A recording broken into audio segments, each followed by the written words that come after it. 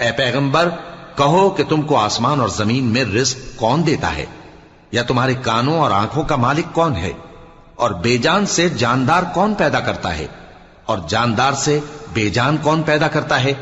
اور دنیا کے کاموں کا انتظام کون کرتا ہے؟ تو یہی کہیں گے کہ اللہ۔ تو کہو کہ پھر تم اللہ سے ڈرتے کیوں نہیں؟ یہی اللہ تو تمہارا حقیقی پروردگار ہے، اور حق بات کے ظاہر ہونے کے بعد گمراہی کے سوا ہے ہی کیا؟ تو تم کہاں پھرے جاتے ہو؟ اسی طرح اللہ کا ارشاد ان نافرمانوں کے حق میں ثابت ہو کر رہا کہ یہ ایمان نہیں لائیں گے۔ ان سے پوچھو کہ بھلا تمہارے شریکوں میں کوئی ایسا ہے کہ خلقت کو پہلی بار پیدا کرے اور پھر اس کو دوبارہ بنائے؟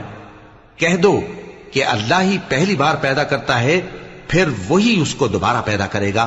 تو تم کہاں الٹے جا رہے ہو؟ پوچھو کہ بھلا تمہارے شریکوں میں کون ایسا ہے کہ حق کا رستہ دکھائے